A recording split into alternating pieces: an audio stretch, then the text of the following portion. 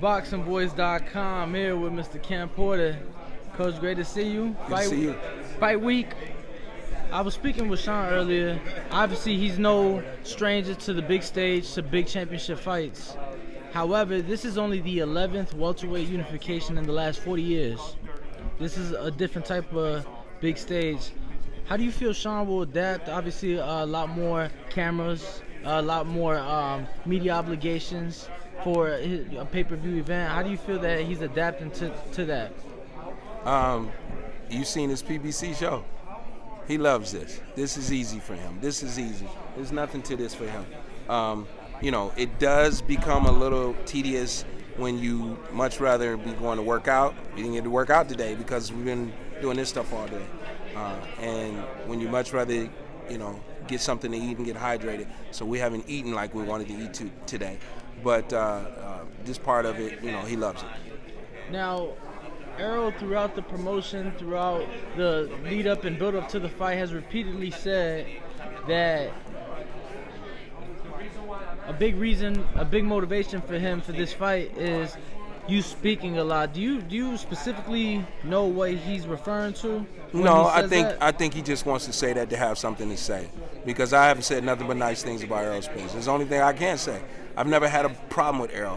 I coached Errol, and Errol's a great fighter. He was great in the amateurs. He was great in the international competition I worked with him with. He was great at the Olympic Training Center. We've always got along well. He needs to downplay our relationship in order to be mad at Shawn to fight. But there's nothing, that I've said about Errol that was bad at all.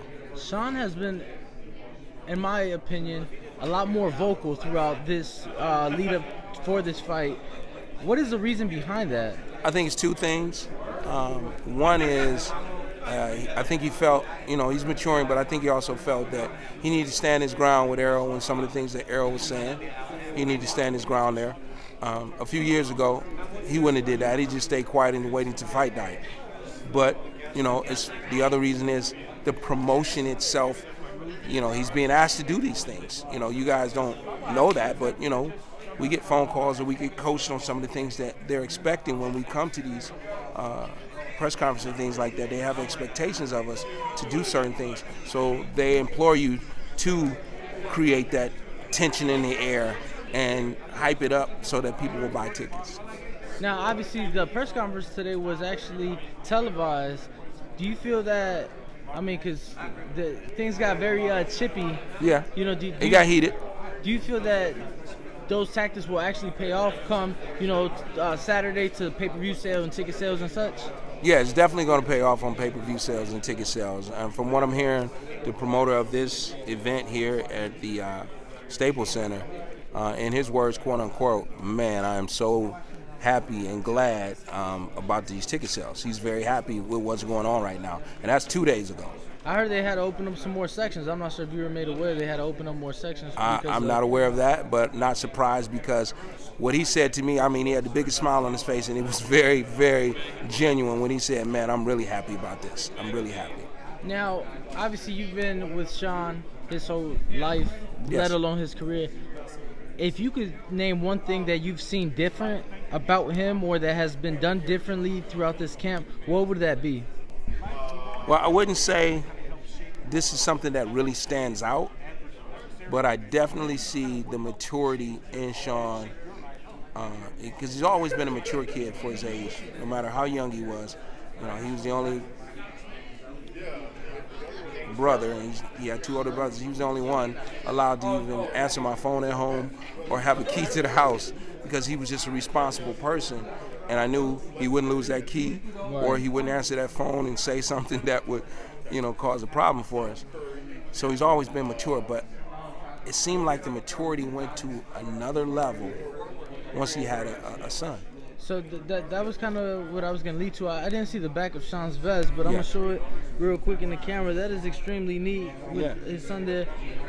What has it meant for you to, see Shawn as a father? Because obviously your relationship being his father, very close, father and trainer, but now to see him as a father and, you being a grandfather, what does that mean to you, and, what have you seen change about Shawn?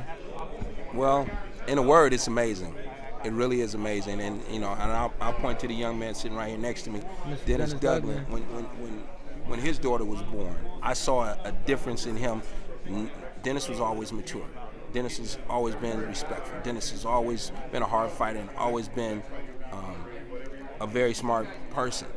But I just saw this different thing, like, you know, when he would hold his baby or show me pictures of her, how beautiful she was and how his eyes light up.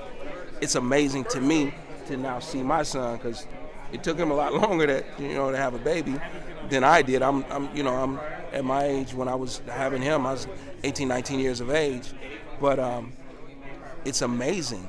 And when we get together, all three of us together, you know, the amazement that I have watching him do something with his son, or him handing me his son and asking me to do something with him or playing with him, it just amazes me.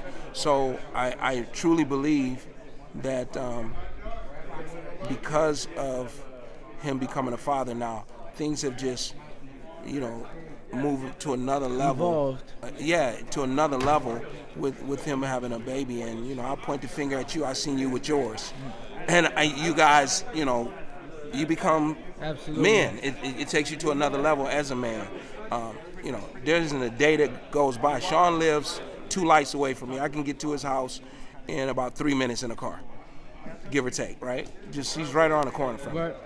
There isn't a day that doesn't go by that one of us, either him or me, even though the little man is in daycare, one of us isn't trying to break him out. I'm like, Shawn, what you doing? He's like, oh, well, I got to go here or there. I said, hey, can I go get little man? Or he's calling me, what you got going on? I said, oh, I'm just chilling on the couch right now. He's like, hey, can you go pick him up early today? We're stealing this kid from school, breaking him out. Like, you know, he don't get a full day in school. We out of there at 12 o'clock. He's supposed to be there at 5. It's great. It's amazing. Now, come Saturday night, Shawn comes out victorious. Mm-hmm. I've heard Manny Pacquiao's name being thrown a lot. Is that the fight that you guys would like after Errol Spence?